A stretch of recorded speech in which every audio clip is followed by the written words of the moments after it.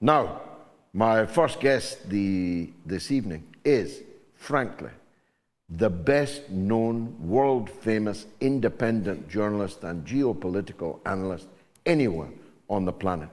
I keep trying to get him on the show, and now I've got him sitting right next to me at my desk. He is, of course, Pepe Escobar.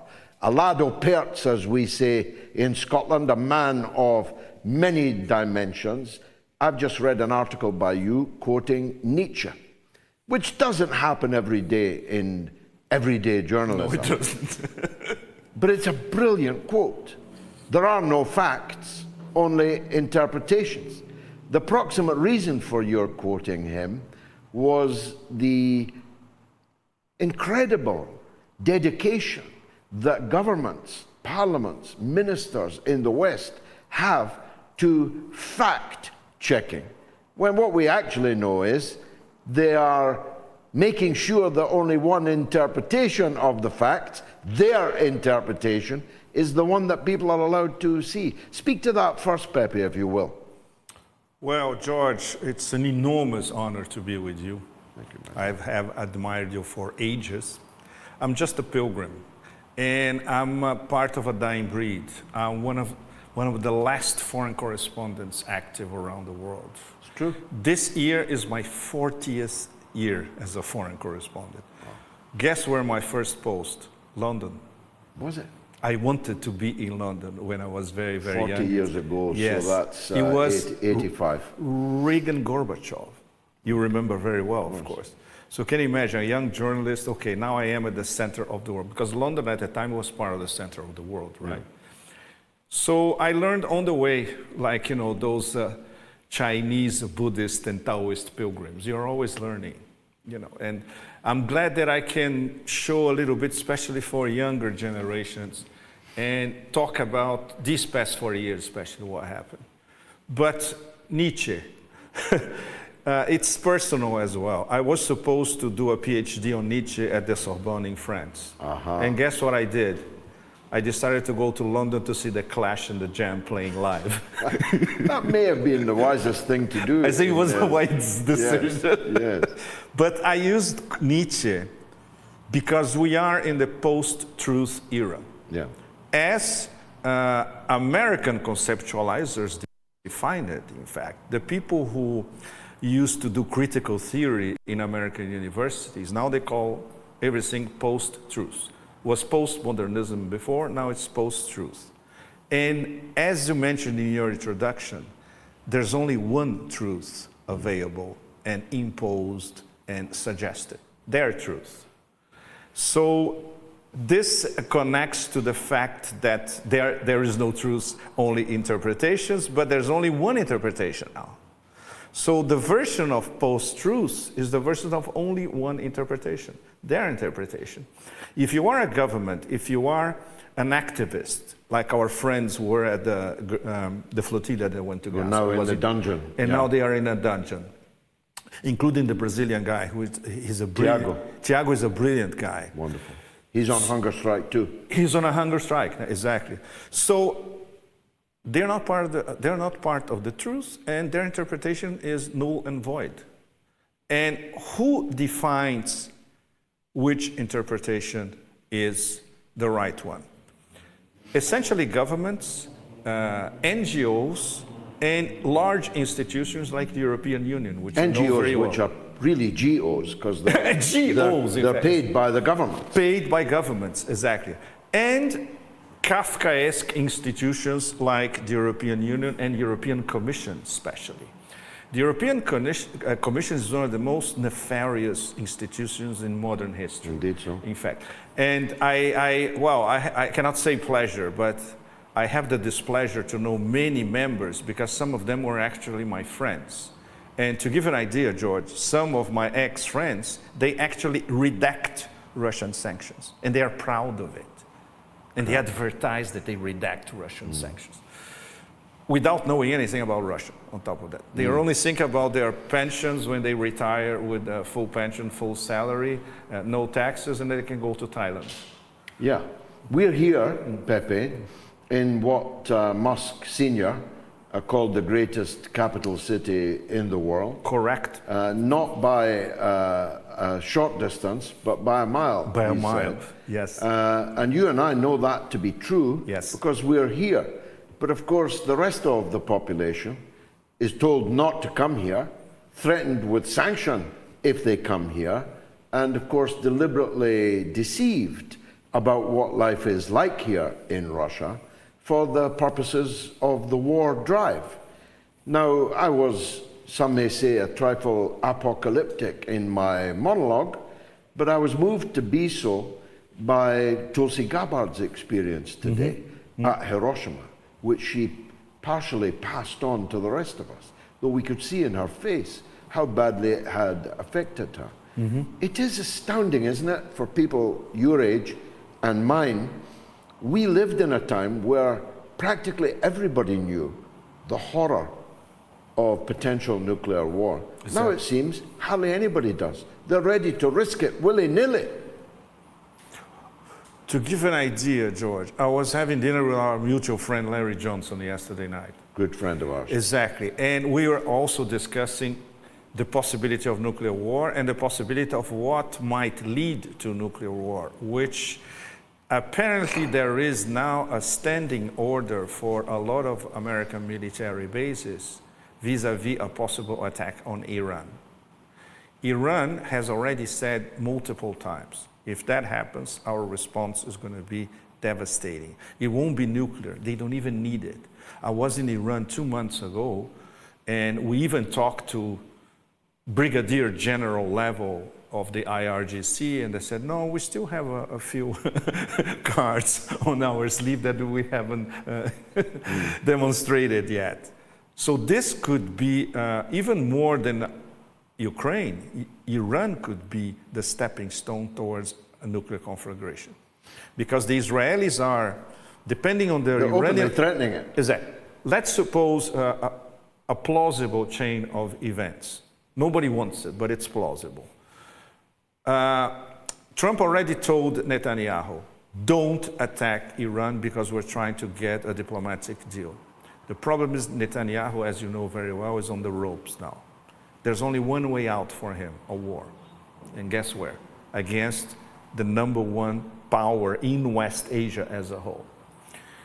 So let's say a unilateral attack. By the way, they don't have the weaponry for this unilateral attack. But in desperation, let's assume a unilateral attack. The Iranian response could erase a great deal of Israel, including Dimona. They already said, we will bomb Israel nuclear installations. And Israel's response could be a nuclear attack on Iran. And then all the other major players would be involved, including the US, Russia, of course. Not China, but the US, Russia, and the Europeans, certainly. And all of the West's allies in the principalities in the Gulf would, of course, be devastated. Devastated. By the blast, by the fallout, by the nuclear winter, the American bases in these principalities. It's already stated. It's already stated by Iran many times, yes. So even though Trump doesn't seem to want Netanyahu to do this, if Netanyahu does it, it brings Trump in. Of course. And the overall problem, in fact, we were discussing this with Larry and one of my very well-informed Russian friends yesterday night. We all know that the President of the United States does not rule US foreign policy. You know that very well by your experience. We journalists, we learn along the way, and many of us who live in Washington, we learn when we see how Washington works, right? At the moment, the big question for, let's say, SVR here in Russia, FSB, people of the Russian Security Council, the Russian think tanks, it's still for them, they are obsessed with one question. How come he was bypassed in the drone attack, theoretically only conducted by Kiev against the strategic bombers? It's absolutely impossible, they know that. But they want to establish the chain of command, and they want to establish, was it a CIA silo? Was it an MI6 silo? Was a combination of rogue factions of CIA, MI6 with input from Mossad and then all the way to the SBU? This is what they are analyzing 24/7 for over a week now. And that's why they have been relatively silent. I'm sure you noticed that from the beginning okay, let's wait and see. And that discombobulated the other side completely, because the original idea for this provocation, okay, there's going to be a harsh response, which could even be nuclear, by Russia, and they're going to abandon the table in Istanbul. None of that happened. So their plan collapsed in less than 48 hours. Because the Russians already know what the response will be. But first, as I'm sure you've seen these days you've been here, Putin has to officially transform the SMO into a CTO, a counter-terrorist operation. This has to go through the Duma. The Duma ratifies it. And from then on, it's going to be the Russian Federation against a terrorist rogue regime in Kiev. And then all bets are off. And that's where we're going at the moment. Yeah, it's Russia Day, as you know, tomorrow. Russia Day, exactly. And I think this evening there's a very high-level meeting in the Kremlin. Very important. In fact, Putin has moved back into the Kremlin. Exactly. And there may be significant developments coming. What's your thoughts on what they might be? I'm very curious, all of us. Next week on Friday, so Friday afternoon next week, it's going to be the plenary session of the St. Petersburg Forum. And guess who will deliver the address? Putin. And then there's going to be a Q&A. Everybody's waiting for this Q&A because we all know that, the tone of the questions. I know everybody that you meet here has a view. There are people in Russia, not many, who are ready to say that they're opposed to the war. Mm-hmm. But the main dichotomy is between those who think the war is not being prosecuted harshly enough and those who are ready to trust Putin's judgment and calibration of what level of force and force numbers is required. I feel that I've met, it could just be chance, more people on this visit who think the war is not being prosecuted harshly enough than ever before in all the times I've been here. In fact, people are openly saying to me that this should have all been done in 2014 when the coup occurred and when the Russian people, Russian-speaking people, Russian nationals living in the east of Ukraine were placed in extreme jeopardy, that Russia should have acted in 2014. But that when it did act, it should have ended the war quickly, rather than Putin says he was naive in believing in the Istanbul process as he had earlier believed in the Minsk in the Minsk process. Exactly. Well, you can't get away in Russia for that long by saying you were naive. Eventually the people are going to say, stop being naive. Exactly.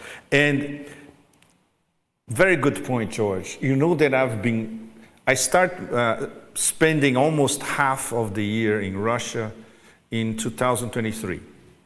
So this past 2.5 years, I've been here half a year, and this year already almost 3 months.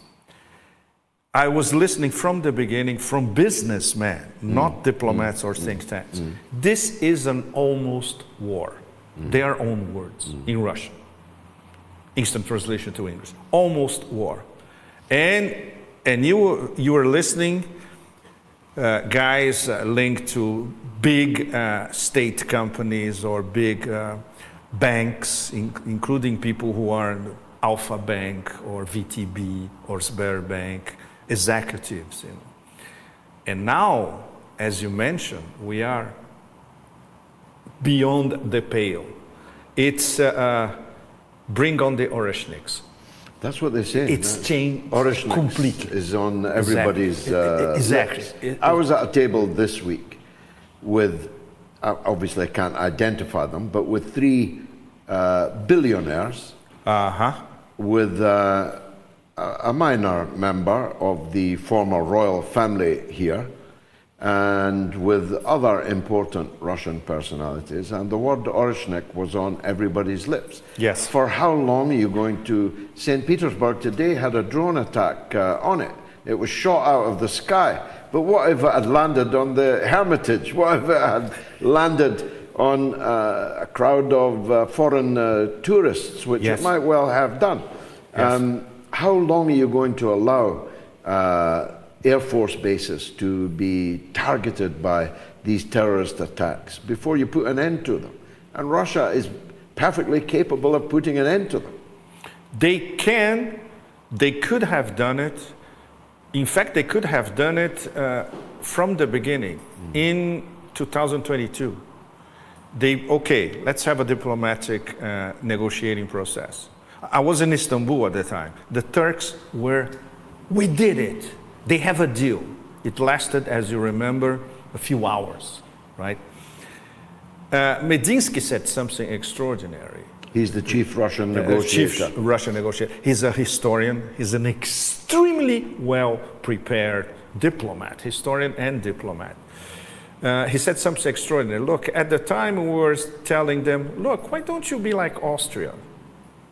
You can have an army, but you can be like Austria. You can be semi-neutral or neutral. It's the best deal for you. This was in the first negotiation, the Istanbul negotiation.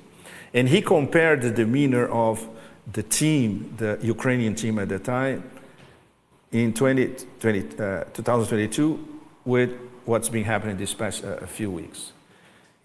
Basically, he was saying, now they look scared. Or they're saying, look, you have one boss, I have three. So this means, I cannot tell you anything. You know, I have to clear with three different instances. And they know that the next deal, the next offer is going to be devastating. Like Medinsky let it know in the first Istanbul meeting, it's not going to be 4 regions, it's going to be 8. Yeah. And that's where they're going. And when you compare to, just one second, George, when you compare with what the commanders are saying on the ground, I'll give you an example. For our audience, it's important for perspective. I was in Donbass in February, and we were going towards Ugledar, which had been liberated in September last year. So one of the commanders are saying, do you see those planes going west over there? That's where we're going. And it's not going to be very difficult for us. You know where we're going to be in summer? Dnipropetrovsk. Guess where they are now, George? They are on the borders of Dnipropetrovsk. Well, they're about to take Sumy itself. Take Sumy, from yes. whence the Kursk incursion was organized. And that's 200 miles from Kiev itself. Exactly, it's very close. Exactly. And the rationale now totally, it's completely different. Oh, we will keep advancing. When you have Lavrov saying on the record, I would say for a few months now, including this roundtable we had in the beginning of the week here, where you were on the panel, it will be decided in the battlefield.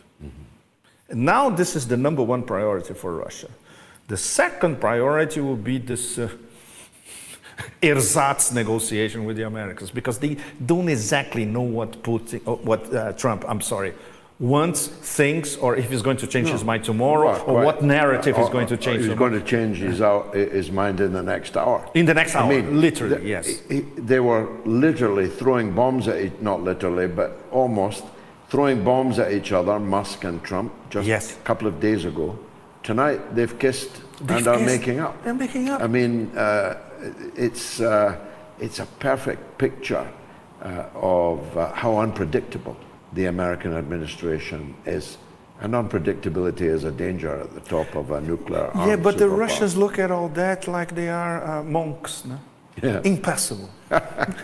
Nothing distracts them from their ultimate goal. That's a fact. Pepe Escobar, a real pleasure. Enormous Privilege pleasure, George. to be Thank with you. Thanks for Thank joining you. us.